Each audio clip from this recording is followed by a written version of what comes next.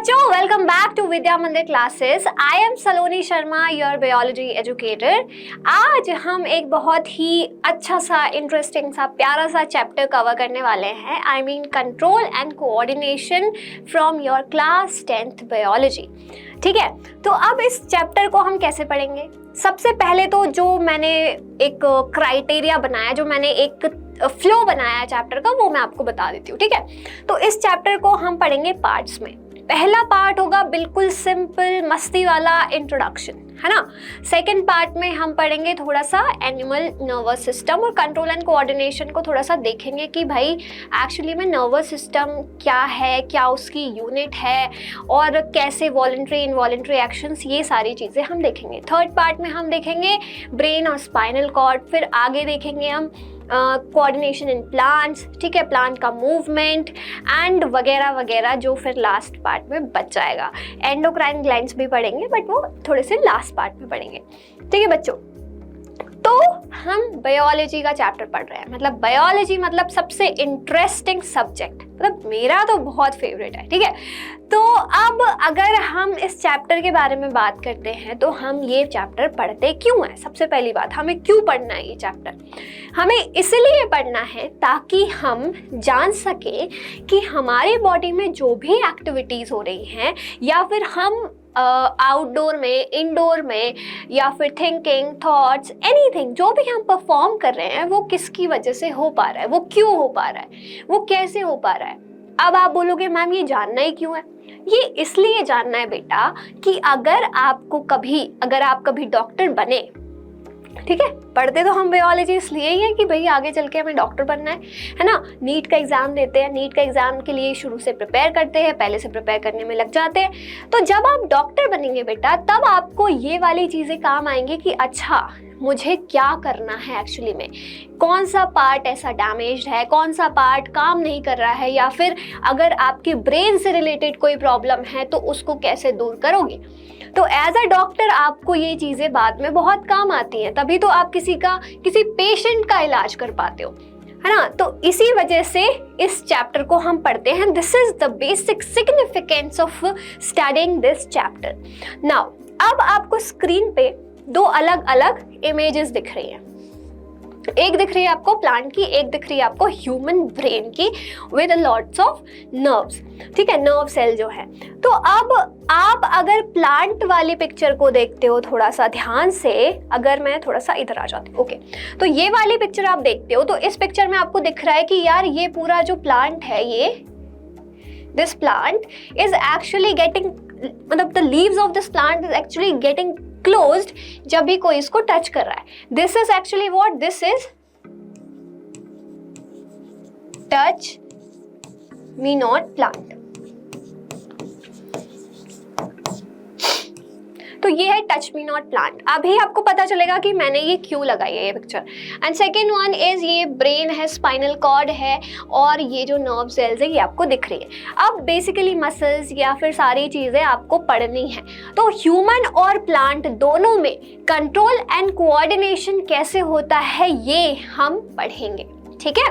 तो अब हम धीरे धीरे जो ये हमारा वीडियो है इसमें हम सिर्फ इंट्रोडक्शन पढ़ेंगे और धीरे धीरे से समझते चलेंगे कि what we are actually trying to study, what we are trying to gain from this chapter. क्या पढ़ेंगे, क्यों पढ़ेंगे, ये सारी चीज़ें इंट्रोडक्शन में हम आज देखेंगे। तो अब आपके सामने एक पिक्चर है, ठीक है। अब इस पिक्चर को देखो, पहले ये एक सीड है, ठीक है, ये सीड है। अब ये सीड थोड़ा सा जर्मिनेट हुआ, मतलब सीड जर्मिनेट हुआ, जिसकी वजह से आपको क्या देखने मिली, आपको देखने मिली थोड़ी सी रूट, ठीक है। अब जैसे रूट के साथ साथ आपको यहाँ पे दिखा कि भाई लीव्स भी आना शुरू हुई है, लीव्स आना शुरू हुई है, मतलब यहाँ पे एक स्टेम भी आ गई और ये लीव्स भी आ गई, ठीक है। और ऐसे ही करते करते ये एक बहुत ही ब्यूटीफुल सा छोटा सा क्या बन जाता है बेटा, प्लांटलेट बन जाता है, ठीक है। तो ये जो पूरी जर्मिनेशन की प्रोसेस है, इस जर्मिनेशन की प्रोसेस को थोड़ा करीब से देखें तो क्या हुआ, आपने सीड को प्लांट किया सॉइल में, ठीक है। अब वो सॉइल को बिल्कुल हटा के वो सीड से प्लांट बाहर आता है। तो आपने क्या किया, सीड को प्लांट किया, then you give some water, आपने पानी दिया। नाउ अब पानी के साथ साथ क्या होगा, अब सॉइल में क्या होते हैं, न्यूट्रिएंट्स होते हैं, है ना, सॉइल में न्यूट्रिएंट्स होते हैं। तो जैसे ही आप पानी देते हो तो सॉइल के न्यूट्रिएंट्स पानी के साथ साथ किस में चले जाते हैं, इस सीड को ग्रो करने के लिए प्लांट में चले जाते हैं। मतलब कि यहाँ से सीड को ग्रो करने के लिए एक प्रॉपर एटमॉस्फेयर मिल जाता है, प्रॉपर न्यूट्रिएंट्स मिल जाते हैं, प्रॉपर अमाउंट ऑफ मिनरल्स मिल जाते हैं, जिसकी वजह से ये क्या हो जाता है, जर्मिनेट हो जाता है। जब जर्मिनेट हो जाता है तो रेडिकल से रूट निकल जाती है एंड ऊपर प्लूम्यूल से फिर स्टेम। ये आप आगे चल के अभी पढ़ोगे। I am just giving the simple information कि आपको जब आप जर्मिनेट होते हुए देखोगे सीड को तो आपको पता चलेगा कि भाई रूट आ जाती है पहले, फिर ऊपर का पार्ट आ जाता है, सिंपल, ठीक है। तो जिस तरीके से ये सीड एकदम सारी सॉइल को एकदम फाड़ के हटा के बाहर निकलता है, ये एक काइंड ऑफ डेवलपमेंट है। मतलब ये एक पूरा डेवलपमेंट है। This is basically development which is having the phases of growth, which is having the growth. Seeds से बना, रूट बनी, फिर स्टेम बनी, फिर लीव्स बने, फिर उसकी तरीके से पूरा एक प्लांटलेट बन गया। मतलब एक ये ग्रोथ है। तो मतलब सिंपल सी बात है कि ग्रोथ जो है वो देखने में विजिबल होती है। ग्रोथ विजिबल होती है कि भाई आप एक छोटे से बच्चे को, जब आप किसी भी एकदम न्यू बॉर्न बेबी के पास जाते हो, वो एकदम छोटा सा होता है, छोटू सा होता है, फिर आप थोड़े टाइम बाद उसको देखते हो तो फिर भाई वो बड़ा हो जाता है। फिर आप देखते हो अरे इसकी तो ये तो इतना बड़ा हो गया, या फिर ये तो इतनी बड़ी हो गई, ये तो दिख रहा है, साफ साफ विजिबल है ना। तो एनिमल्स और प्लांट्स में भी समझ में आता है कि सीड से एक प्लांट बन गया। लेकिन कई चीज़ें ऐसी हैं जिनकी वजह से हम समझ नहीं पाते कि ग्रोथ है या फिर ग्रोथ की इन्फ्लुएंस में कोई चीज़ें हुई हैं। तो अगर मैं आपसे बोलूँ कि एक बिल्ली भाग रही है, एक जो डॉग है वो बार्किंग कर रहा है, वो बहुत ज़ोर ज़ोर से भौंक रहा है, उसको कुछ डेफिनेटली दिख रहा होगा या कुछ समझ में आ रहा होगा, तो वो ये चीज़ें कर रहा है। कैट को सपोज एक माउस दिख रहा है, चूहा दिख रहा है जिसके पीछे वो भाग रही है, ठीक है। तो ये जो मूवमेंट्स हैं ये सडन मूवमेंट है, these are actually movement. Similarly in case of touch me not plant, वहाँ पे भी क्या है, वहाँ पे भी प्लांट की जो लीव्स है वो भी मूव करती है, that is another case. But simple thing is that कि कैट अगर भाग रही है, बफेलो कुछ खा रही है, कोई भी गाय चारा है वो चबा रही है, सिंपल सी, तो वो एक अलग से प्रोसेस हो रही है जो कंटिन्यूटी में होती जा रही है, दैट इज एक्चुअली मूवमेंट। लेकिन इस चीज़ को हम ग्रोथ नहीं बोलेंगे, इस तरीके के मूवमेंट को हम ग्रोथ नहीं बोलेंगे। क्यों नहीं बोलेंगे बेटा, आप जाओ अपने चैप्टर लाइफ प्रोसेस में। अब ये एग्जाम्पल मैंने लिया क्यों है मैम, आप ये क्यों बता रहे हो कि ये मूवमेंट की वजह से ग्रोथ नहीं है, या इसलिए बता रही हूँ क्योंकि जब भी मैं आपसे पूछती हूँ कि कोई भी ऑर्गेनिज्म लिविंग है या डेड है, तो आप कैसे बताते हो, आप कैसे आइडेंटिफाई करते हो कि भाई ये ऑर्गेनिज्म जिंदा है या फिर ये ऑर्गेनिज्म डेड है। तो ऑर्गेनिज्म जब लिविंग हम स्टेट में देखते तो या तो उसकी सांसें चल रही होती है, ब्रीदिंग चल रही है, या फिर वो मूवमेंट कर रहा होता है, ठीक है। तो जब कोई ऑर्गेनिज्म मूव कर रहा होता है तो वी कैन इजीली से कि भाई हाँ ये जिंदा है। प्लांट के केस में ऐसा नहीं होता। प्लांट के केस में सिर्फ हल्का सा मूवमेंट के केस में हम बता सकते हैं कि ठीक है this plant is live, this plant is alive. तो लाइव प्रोसेस में जब हम पढ़ते हैं, आपने पहले ही पढ़ लिया, बहुत अच्छे बच्चे और समझदार बच्चे हो जो पहले ही पढ़कर आए हो कि हम अगर किसी भी ऑर्गेनिज्म को लिविंग या डेड डिक्लेयर करते हैं तो because of some movement, because of some breathing and जो एक कैरेक्टरिस्टिक्स दिए हैं लिविंग ऑर्गेनिज्म को, उसके बेसिस पे हम बता पाते हैं, ठीक है। तो कैट हो गई, कैट अगर रनिंग कर रही है, कैट रनिंग, ठीक है।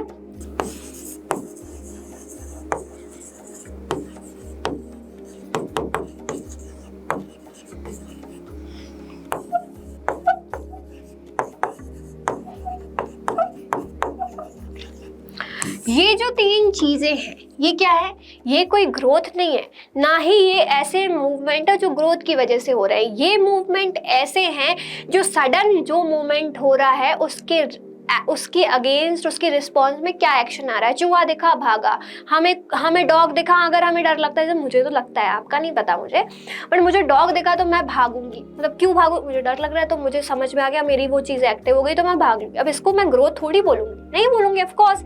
ना ही ऐसा है कि भाई मेरे अंदर ग्रोथ हुई तो मैं नहीं। मूवमेंट इज काइंड ऑफ कि आपको समझ में आता है कि आपको कब क्या करना है और इसी के पीछे की साइंस क्या है, इसी के पीछे की बायोलॉजी क्या है, वही हम इस चैप्टर में पढ़ेंगे। ठीक है, अब जो भी ऑर्गेनिज्म है, ठीक है, लाइफ प्रोसेस में हमने क्या पढ़ा कि बहुत सारी लाइफ प्रोसेस है, various life process are there, nutrition, digestion, फिर रेस्पिरेशन, ट्रांसपोर्टेशन, सर्कुलेशन, जितनी भी ये सारी प्रोसेस है, दीज आर लाइफ प्रोसेस। ठीक है, अब ये लाइफ प्रोसेस हमने देखा था कि क्यों पढ़ी जाती है। लाइफ प्रोसेस हम क्यों देखते हैं, लाइफ प्रोसेस किसी भी ऑर्गेनिज्म में क्यों होती है, क्योंकि ये क्या करती है बेटा, ये मेंटेनेंस करती है पूरी बॉडी का। ठीक है, मतलब दिस इज, मतलब आपकी बॉडी में जो भी फंक्शंस हो रहे हैं उनकी proper maintenance through life processes ही होती है। ठीक है, अब इन लाइफ प्रोसेस को जो भी ऑर्गेनिज्म परफॉर्म कर रहा है उसके पास हर चीज़ का एक सिग्नल है। उसके पास ये प्रोसेस जो है, आप नहीं बता रहे हो कि कब डाइजेस्ट करो, कब नहीं करो, कब रेस्पायर करो, नहीं करो, ये सारी प्रोसेस चलती जा रही है। लेकिन अगर इनके बीच में कुछ गड़बड़ी आ जाती है या फिर कोई ऑर्गन का कोई इन्वॉल्वमेंट प्रॉपर नहीं हो पाता है, कोई ऑर्गन प्रॉपरली फंक्शन नहीं कर पाता है, तो ये प्रोसेस डेफिनेटली डिस्टर्ब होती है। और डिस्टर्ब होती है तो जिसका रिजल्ट भी अच्छा नहीं होता, जिसका रिजल्ट भी डेंजरस होता है, आपकी तबीयत खराब हो जाती है, आप इल फील करते हो और पता नहीं 10 अदर मतलब जो 10 अदर डिसीजेज है या बीमारियां हैं वो भी आपको अपने झांसे में ले लेती है। ठीक है ना, अब हमारी बॉडी में जो भी, अब हमारे पास इस एनवायरनमेंट में हम जो भी मूवमेंट कर रहे हैं, हम इस एनवायरनमेंट में रह रहे हैं, तो हम जो भी एक्टिविटी परफॉर्म कर रहे हैं वो किसके रिस्पॉन्स में कर रहे हैं, वो रिस्पॉन्स हम कर रहे हैं जो हमारा एनवायरनमेंट हमें दिखा रहा है, हमें सुना रहा है, हमें महसूस करा रहा है, या फिर हमें स्मेल करा रहा है, हमें टेस्ट करा रहा है। ये सारे एनवायरनमेंट के रिस्पॉन्स में हम सारी एक्टिविटीज करते हैं because of these life processes। ठीक है, अब लिविंग ऑर्गेनिज्म ये सब करने के लिए, अब ये लाइफ प्रोसेस तो हो रही है, चलो ठीक है हो रही है, लेकिन इन लाइफ प्रोसेस का कंट्रोल भी तो है। कंट्रोल है कि भाई देखो मुझे हार्ट बीट करना है, मतलब कि अगर मेरा हार्ट बीट हो रहा है तो मेरे दिमाग को ये पता है कि भाई इसका हार्ट बीट हो रहा है। ठीक है, फिर मुझे सांस भी लेनी है कि मेरी सांस भी आती रहे। ठीक है, फिर मेरा अंदर खाना डाइजेशन भी होना है। तो बेटा ये प्रॉपर एक सिंक्रोनाइजेशन के साथ साथ चल रहा है, मतलब कंट्रोल करना कि भाई तुम्हारा हार्ट बीट हो रहा है कि नहीं, ये कंट्रोल करना है। ठीक है, लेकिन अगर बाद में उसके साथ 10 अलग अलग प्रोसेस करनी है तो उनको एक कोऑर्डिनेशन में चलाना पड़ेगा। कैसे कि आप सपोज एक ऑर्केस्ट्रा देखने जाते हैं, है ना, जब आप एक ऑर्केस्ट्रा देखने जाते हैं तो आपको पता होता है कि एक इंसान है जो क्या कर रहा है, जो बता रहा है कि पहले ये इंस्ट्रूमेंट चलेगा। अरे बहुत सारे AR रहमान का कॉन्सर्ट देख लेना कभी खुल के, ऑर्केस्ट्रा वाला, उसमें आपको दिख जाएगा कि अगर AR रहमान है तो वो बोलेगा ऐसे इस टाइप के एक्शन करके कि भाई पहले तुम बजाओ, फिर ये वाला म्यूजिक आएगा, फिर ये वाला म्यूजिक आएगा, फिर सब साथ में करेंगे। तो ये क्या है, ये प्रॉपर कोऑर्डिनेशन है। इसको, इन सारी इंस्ट्रूमेंट को साथ में मैनेज करना is actually coordination. Same happens inside our body. Alright, तो अब ये जो कंट्रोल एंड कोऑर्डिनेशन है, तो अब क्या हो रहा है कि भाई वहाँ पे तो एक इंसान है, ऑर्केस्ट्रा में तो एक इंसान है जो कंट्रोल कर रहा है, तो हमारे पास भी तो कोई ऐसा सिस्टम होगा जिसकी वजह से ये कंट्रोल एंड कोऑर्डिनेशन हो रहा है। तो definitely we have that system, and that system is what, that system is nervous system. इसकी वजह से ये चीज़ें हो रही है। इसके साथ साथ आता है एंडोक्राइन सिस्टम, जिसके बारे में हम अभी पढ़ेंगे। ठीक है, तो कंट्रोल एंड कोऑर्डिनेशन के लिए प्रॉपर सिस्टम है हमारे पास, बिल्कुल है। इसके साथ साथ स्पेशलाइज्ड टिश्यूज की बात हो रही है। स्पेशलाइज्ड टिश्यूज का मतलब ये है कि कुछ सेल्स का ऐसा बंडल है जो continuously control and coordination of these activities और control and chemical coordination inside our body is going on with the help of some tissues that are actually group of cells. ठीक है, चलो अब बात आती है all living organism including plants and animals respond and react to environment. मतलब कि चाहे मैं बात कर लूं प्लांट्स की और एनिमल्स की, ये दोनों के दोनों क्या है, ये दोनों के दोनों रिएक्ट भी करते हैं, these react and respond to the environment.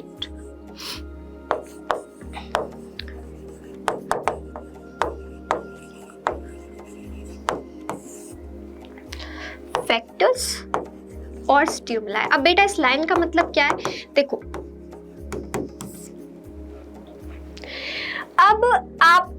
अब आप एक काम करो, एक साइड आप अपने आप को रखो, एक साइड अब आप प्लांट्स को रखो, ठीक है। अब आपने देखा कि भाई टेम्परेचर गर्म है या टेम्परेचर ज़्यादा ठंडा है, टेम्परेचर लोअर है या टेम्परेचर हायर है, उसके हिसाब से आप अपना मूवमेंट करोगे। आप अपने लिए शॉल लोगे, आप अपने लिए विंटर जो आपके विंटर क्लोथ्स है वो निकालोगे अगर सर्दी है तो, अगर लोअर टेम्परेचर है तो, ज़्यादा टेम्परेचर होगा तो क्या करोगे आप, एसी में बैठोगे, कूलर में बैठोगे, गर्मी लगेगी तो ऑब्वियसली ये सारी चीज़ें हैं जो आप करोगे। ज़्यादा गर्मी लगेगी तो बर्फ़ डाल लोगे अपने ऊपर, ठीक है। तो ये सारी चीज़ें जो है this is actually your response towards the environment कि टेम्परेचर लोअर है या हायर है। इसके साथ अगर ज़्यादा तेज़ हवा चल रही है या ज़्यादा तेज़ हवा नहीं चल रही है, आप अंदर रहोगे बाहर रहोगे, मतलब ये सारी चीज़ें, मेरा बताने का मतलब इतना है कि according to the environmental factors you are reacting and responding. Apart from that you are also reacting to some stimuli, मतलब कि कुछ भी ऐसा हो रहा है जो सडन चेंज है और उसके अगेंस्ट में आप रिएक्ट कर रहे हो। जैसे कि ये ग्लास रखा है यहाँ पे, सपोज आई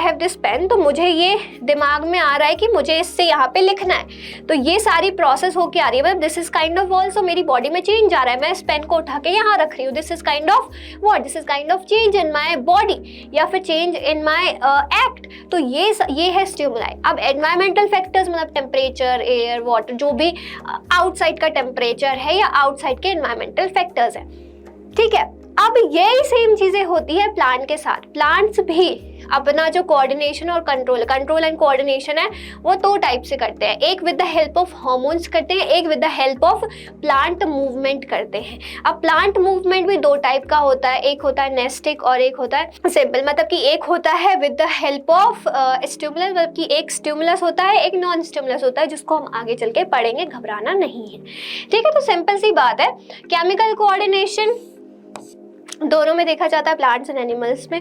और जो एनिमल्स में कंट्रोल एंड कोऑर्डिनेशन होता है वो with the help of nervous and muscular tissues के थ्रू होता है।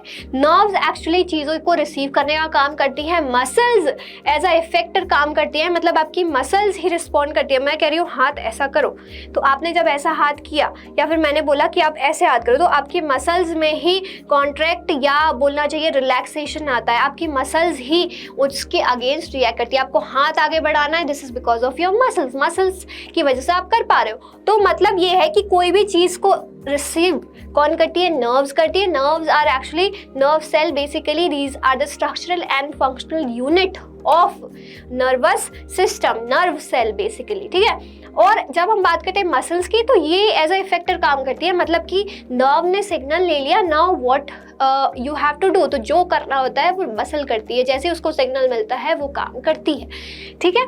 तो ये विद इन सेकेंड्स में ये सारा काम हो जाता है, ठीक है। चलो अब आते हैं कुछ इम्पॉर्टेंट टर्म्स। अब इम्पॉर्टेंट टर्म्स मैंने आपको इसलिए बताए क्योंकि जब हम आगे रिफ्लेक्स एक्शन पढ़ेंगे, रिफ्लेक्स आर्क पढ़ेंगे, तब आपको ये समझ आए कि अच्छा ये सारे टर्म से तो मैं पहले से ही क्या बोलना चाहिए उस टर्म को, मतलब इन टर्म्स में मेरी पहले मुलाकात हो गई है, ठीक है। चलो अगर मज़ा आ रहा है, बहुत ही अच्छा लग रहा है, तो please subscribe the channel and share it with your friends. मज़ा आ रहा है तो कमेंट करके ज़रूर बताना कि भाई आपको भी क्या ये टर्म से डर लगता है, कभी कभी समझ में आता है कि ये टर्म एक्चुअली क्या कह रहा है। तो अगर जो भी क्वेरी हो, कुछ भी हो, कुछ अच्छा लिखना हो तो कमेंट सेक्शन में ज़रूर लिखना, हमें बताना कि how are you enjoying, what kind of enjoyment are you feeling while attending this video or while watching this video, जरूर बताना, ठीक है। चलो आगे बढ़ते हैं। अब किसी भी ऑर्गेनिज्म को सरवाइव करने के लिए, किसी भी ऑर्गेनिज्म को सरवाइव करने के लिए क्या करना चाहिए, उसको रिस्पॉन्ड करना चाहिए जो भी उसके सामने स्टिमुलाई आ रही है, स्टिमुलस आ रहा है। Stimulus is actually what, singular form of stimuli.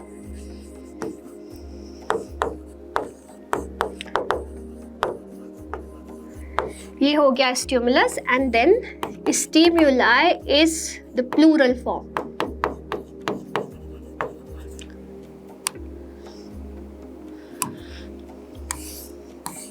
अब क्या हो रहा है भाई, अब स्टिमुलस क्या कहता है, पहले इसको पढ़ लेते हैं, ये क्या कह रहा है, ठीक है। An agent or sudden change in the external or internal environment which causes a change in an organism or any of its body parts। अब स्टिमुलाई क्या है, स्टिमुलाई ये है कि अगर मुझे कोई डॉग दिखा तो मैं भागूंगी क्योंकि मुझे डर लगता है। अब मुझे जैसे ही डॉग दिखा, मेरी आंखों ने ये रिसीव किया एंड देन ये मेरे ब्रेन में गया, तो जैसे ही मुझे ये डॉग दिखा है ना, ये जैसे ही डॉग दिखा तो मेरी आंखों के थ्रू ये सिग्नल गया एंड देन वहां से जो भी रिएक्शन आया, तो that made change in my body that I have to run. मुझे ये चेंज आया मेरी बॉडी में कि मैं भागने लगी, ठीक है। तो स्टिमुलाई क्या हुआ कि मैंने उस डॉग को देखा, जैसे ही देखा मेरी आंखों में बैठे हुए हैं रिसेप्टर्स, रिसेप्टर्स मतलब रिसीव करने वाले। अब वो रिसेप्टर्स होंगी नर्व सेल, नर्व सेल्स ही रिसीव करती है कि what you are actually thinking, मतलब जो भी आपको कैसे किसी भी चीज़ के अगेंस्ट रिस्पॉन्ड करना है वो सब कुछ नर्व सेल रिसीव करेंगी पहले।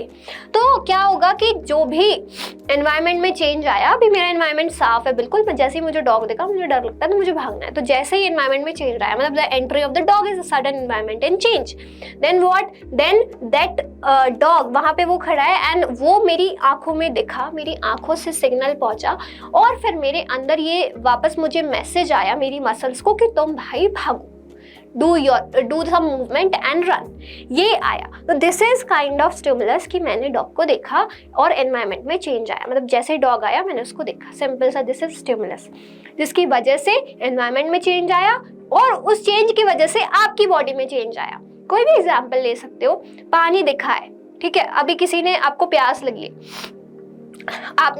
आपको प्यास लगी है तो आप क्या करोगे, पानी ढूंढोगे, फिर आप पानी ढूंढोगे, ठीक है, आपको प्यास लग रही है तो आपका एनवायरनमेंट भी चेंज होगा, डेफिनेटली आप मूवमेंट भी करोगे। अगर आपको पानी नहीं दिख रहा है, कहीं दिख रहा होगा तो हाथ से उठाओगे और पीने लग जाओगे। ये सब क्या है, this is actually stimulus, okay. Now यही है, साउंड है या फिर नोज है, आईज है और ये टेस्ट है। तो बेटा हमारी बॉडी में अलग अलग जगह पे अलग अलग रिसेप्टर्स बैठे हुए हैं, आई मीन अलग अलग टाइप की नर्व सेल्स बैठी हुई हैं जो अलग अलग सिग्नल्स को रिसीव करती हैं। ईयर के लिए कोई और है, आंखों के लिए फोटो रिसेप्टर्स, ठीक है, और उसके बाद फोनो रिसेप्टर्स आपके ईयर्स के लिए, ठीक है। इस तरीके से हम रिसेप्टर्स भी आगे पढ़ेंगे। अब उसके बाद है रिस्पॉन्स। रिस्पॉन्स मतलब कि जैसे ही मैंने डॉग को देखा मैंने भागा, दिस इज माय रिस्पॉन्स, ये सारा रिस्पॉन्स है। रिसेप्टर्स मैंने आपको बताया नर्व सेल्स जो क्या करती हैं, वेव्स को इनिशिएट करती है कि जैसे ही मेरी आंखों में आया कि भाई डॉग आया है, मेरी नर्व सेल्स जो यहाँ पे फोटो रिसेप्टर्स जो हैं वो उन्होंने सिग्नल पहुंचाया ब्रेन तक, ठीक है, सेंट्रल नर्वस सिस्टम तक, और फिर एक स्टिमुलस वहाँ पे रिसीव हो गया, मतलब कि वेव के थ्रू। सेकेंड है इफेक्टर्स। इफेक्टर क्या होते हैं, इफेक्टर होती है मसल्स एक्चुअली। तो जो मसल्स हैं, मसल्स बोलो या फिर ग्लैंड्स बोलो, मसल्स और ग्लैंड्स। नर्व ने सिग्नल लिया, अब उसके अगेंस्ट में काम कौन करेगा, मूवमेंट कौन दिखाएगा, शेप कौन चेंज करेगा, ये सारे काम करेगी मसल्स या फिर जो हमारे ग्लैंड्स हैं जो क्या सिक्रीट करेंगे बेटा, हार्मोन्स या फिर कोई सब्सटेंस सिक्रीट करेंगे जैसे ही उनको वहां से सिग्नल मिलेगा और वो वापस से रिएक्ट करेंगे या फिर वापस से अपना काम करना शुरू कर देंगे। मुझे डॉग दिखा, ठीक है, मैंने सिग्नल, मेरी यहाँ जो आईज में फोटो रिसेप्टर्स बैठे थे उन्होंने सिग्नल पहुंचाया सेंट्रल नर्वस सिस्टम के थ्रू, फिर वहां से क्या हुआ, वहां से मेरे पास सिग्नल आया कि भाई तुम्हारी मसल्स को मूव करना है, तुम्हें भागना है, तो मेरी मसल्स ने उसी मैसेज को फॉलो करके वापस से अपना काम कर दिया, ठीक है। नाउ तो अब जो इस पार्ट में हमने पढ़ा, इस पार्ट में हमने कुछ सिंपल से टर्म्स पढ़े and we just have gone through some introductory part of this chapter. In the next video we are going to talk about chemical coordination, control and coordination. दोनों plants और animals में पहले intro लेंगे and then we'll be talking about neuron structure and function unit, reflex arc and reflex action. Alright, so अगर अच्छा लगा हो तो like करना, share करना, subscribe our channel and press the bell icon ताकि कोई भी अच्छे वीडियो का notification मिस ना हो. Thank you so much and see you in the next video.